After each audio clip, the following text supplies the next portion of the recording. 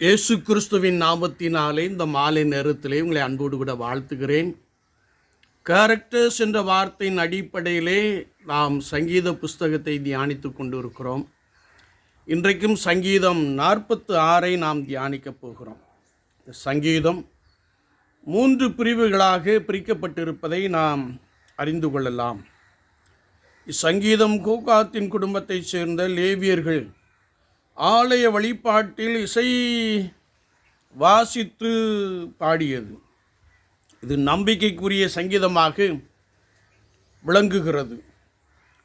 மனித குலம் எந்த சூழ்நிலையில் இருந்தாலும், கொந்தளிப்பான காலங்களிலும், சோதனை காலங்களிலும், பஞ்ச காலங்களிலும், கொள்ளை நோயின் காலங்களிலும் ஆண்டவரை நம்ப வேண்டும் என்பதற்காக எடுத்துக்காட்டாக இது விளங்குகிறது. மார்ட்டின் லூதர் கிங் மிகுந்த துன்பத்தில் இருந்தபோது சங்கீதம் அவருக்கு மிகுந்த நம்பிக்கை ஊட்டியதாக அவருடைய வரலாறிலே நாம் தெரிந்து கொள்ளலாம். முதலாவது பிரிவிலே ஆண்டவர் தம்மை நம்புகிறவர்கள் மத்தியில் இருக்கிறார். முதலாவதாக வசனம் 1 முதல் 3 வரைக்கும் மிகப்பெரிய நெருக்கத்தில் ஆண்டவர் ஒருவரே நமக்கு உதவுகிறவர். ஏனென்றால் வசனம் இப்படி ஆரம்பிக்கிறது: தேவன் நமக்கு அடைக்கலனும் பலனும் ஆபத்து காலத்தில் அனுகூலமான துணையும் ஆனவர். எவ்விதமான ஆபத்தாக இருந்தாலும் அவரே நமக்கு துணை, அவரே நமக்கு உதவுவர்.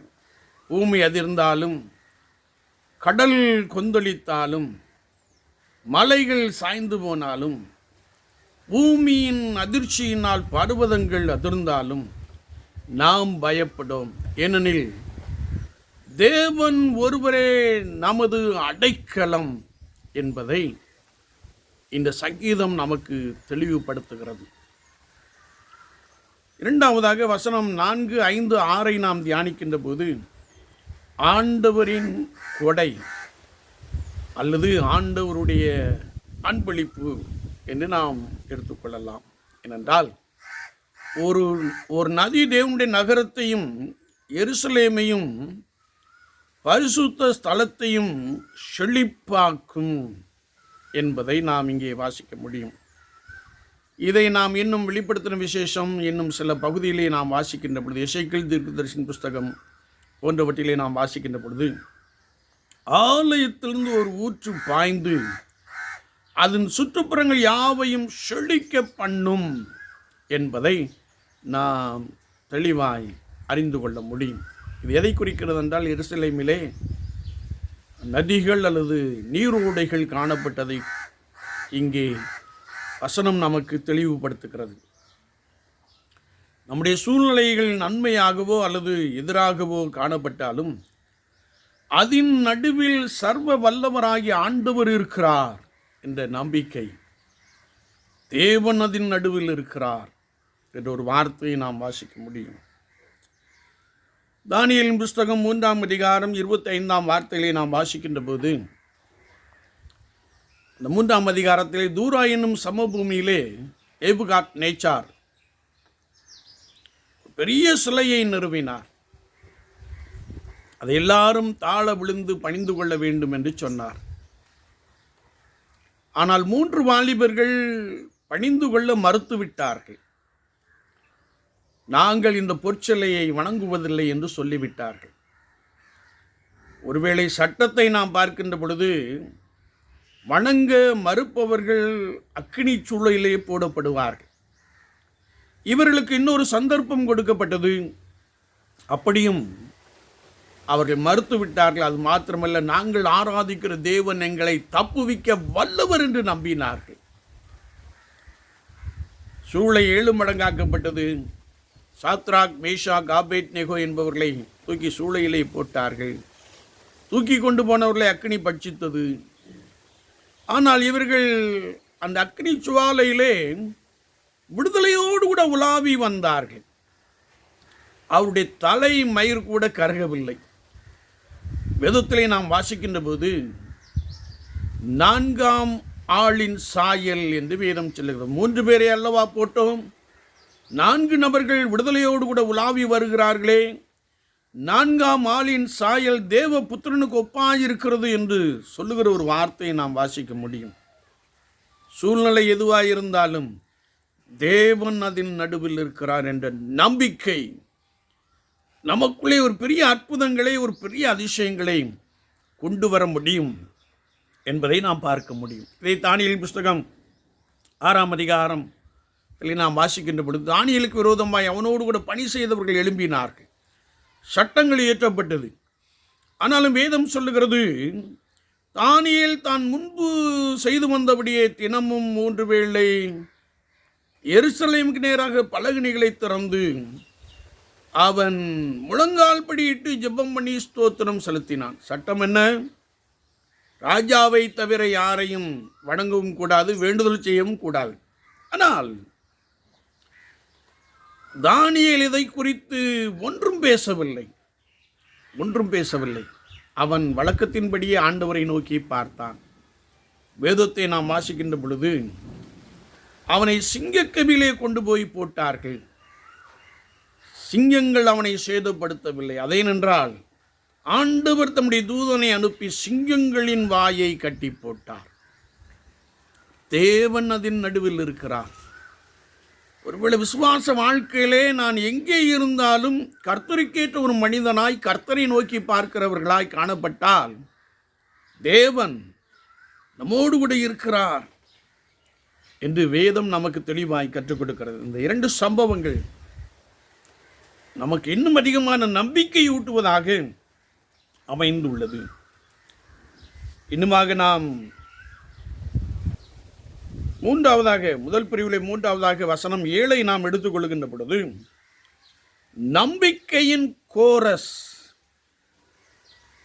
எல்லாவற்றையும் படைத்த தேவன், எல்லாவற்றையும் படைத்த சேனைகளின் கர்த்தர் நம்மோடு இருக்கிறார். சகலத்தையும் உண்டாக்கினவர், உங்களையும் என்னையும் அறிந்திருக்கிறவர், சூழ்நிலைக்குள்ளே இருக்கிறவர் நம்மோடு கூட இருக்கிறார் என்ற நம்பிக்கையின் பாடலை நாம் அறிய முடியும்.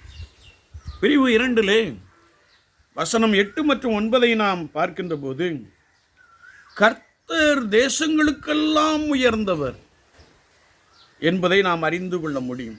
ஏனென்றால் பூமியிலே பால்கடிப்புகளை நடப்பிக்கிற கர்த்தருடைய செயல்களை வந்து பாருங்கள். நோவா காலத்திலே ஜனங்கள் சீர்கெட்டு போனார்கள், அக்கிரமம் செய்தார்கள். நோவா காலத்து ஜனங்கள் அழிக்கப்பட்டார்கள். ஆபிரகாம் மற்றும் லோத்தின் காலத்திலே சோதோம் கொமோரா பட்டணம் அக்கினியினாலே சுட்டரிக்கப்பட்டது. ஏனென்றால் அவர்கள் செய்த அக்கிரமம் வானபரியந்தமும் எட்டினது. நம் காலத்திலே பூமி அதிர்ச்சிகளும், சமுத்திர கொந்தளிப்பும், சுனாமி போன்றவைகளும், சமீபத்திலே கொரோனா போன்றவைகளும் பயங்கரமான காரியங்களாக நமக்கு காணப்பட்டதை நாம் நன்றாய் அறிந்திருக்கிறோம். வேதம் சொல்லுகிறது, ஆண்டவர் தேசங்களுக்குள் உயர்ந்தவர். போக்குவரத்து எல்லாம் நிறுத்தப்பட்டது. அநேக காரியங்களை நாம் சொல்ல முடியும். ஆனால் ஆண்டவர் அது நடுவில் இருந்து யுத்தங்களை ஓய பண்ணுகிறார், ரதங்களை நெருப்பினால் சுட்டரிக்கிறார் என்று வசனம் நமக்கு ஆழமாய் கற்றுக் கொடுக்கிறது. இன்னுமாக நாம் இந்த 2வது பிரிவிலே வசனம் 10 நாம் 2வதாக எடுத்துக்கொள்கின்ற பொழுது, மீண்டும் ஆண்டவரின் வார்த்தை, நீங்கள் அமர்ந்திருந்து நானே தேவன் என்று அறிந்து கொள்ளுங்கள். யுத்தம் தேவனுடையது, அனைத்துலகத்திற்கும் ராஜ்யங்களை நானே ஆளுகிறவர் என்ற ஒரு வார்த்தையை நாம் இங்கே பார்க்க முடியும். யுத்தம் தேவனுடையது, நீங்கள் அமர்ந்திருந்து நானே தேவன் என்று அறிந்து கொள்ளுங்கள். நீங்கள் உங்களை பரிசுத்தம் பண்ணிக்கொள்ளுங்கள், தேவன் உங்கள் நடுவில் இருக்கிறார், நாளைக்கு அற்புதங்களை காண்பீர்கள் என்ற வசனத்தை நாம் வாசிக்க முடியும். கடைசியாக 3வது பிரிவாக வசனம் 11 நாம் மீண்டும் பார்க்கின்ற பொழுது, அது நம்பிக்கையின் கோரஸாகவே சொல்லப்படுகிறது. சேனைகளின் கர்த்தர் நம்மோடு இருக்கிறார், யாக்கோபின் தேவன் நமக்கு உயர்ந்த அடைக்கலமானவர். என்னை கேட்டுக்கொண்டு இருக்கிற என் அன்பு சகோதரனே சகோதரியே, சூழ்நிலை எதுவாயும் இருக்கலாம், அதில் தேவன் நமது அடைக்கலம் என்ற நம்பிக்கை நமக்கு காணப்பட வேண்டும். பூமியின் மேலே என்ன சம்பவங்கள் வேண்டும் என்றாலும் நடக்கலாம். ஒருவேளை ராஜ்யங்கள் தத்தளிக்கலாம், பூமி உருகி போகலாம், அல்லது இன்னும் பூமியின் மேற்பரப்பிலே பலவிதமான சம்பவங்கள் நடக்கலாம். ஆனால் இவை எல்லாவற்றிலும் சேனைகளின் கர்த்தர் நம்மோடு இருக்கிறார் என்ற நம்பிக்கை நமக்கு வேண்டும். ஒருவேளை நீ நெருக்கப்படுகிற சூழ்நிலையிலே காணப்படலாம், அல்லது உனக்கு விரோதமாய் சத்துருக்கள் எழும்பிக் கொண்டே இருக்கலாம், அல்லது உன்னோடு கூட இருப்பவர்கள் உனக்கு விரோதமாய் ஆலோசனை பண்ணி கொண்டிருக்கலாம். கவலைப்படாதிருங்கள். சேனைகளின் கர்த்தர் நம்மோடு இருக்கிறார் என்று சொல்லுங்கள். ஆண்டவராகிய தேவனை விசுவாசியுங்கள். அவர் உங்களுடைய வாழ்க்கையிலே உங்களை உயர்த்த போதுமானவராக இருக்கிறார். சத்துருக்களுக்கு முன்பாக நான் ஒரு பந்தியை ஆயத்தப்படுத்தி உன் தலையை எண்ணெயால் அபிஷேகம் பண்ணுவேன், உன் பாத்திரம் நிரம்பி வழியும் என்று சொல்லுகிறார். வார்த்தையை விசுவாசிப்போம். எந்த சூழ்நிலையாக இருந்தாலும் அதில் ஆண்டவர் நம்மோடு கூட இருக்கிறார் என்று நாம் நம்புவோம். சேனைகளின் கர்த்தர் நம்மோடு இருக்கிறார். யாக்கோபின் தேவன் நமக்கு உயர்ந்த அடைக்கலமானவர். ஆமீன், ஆமீன்.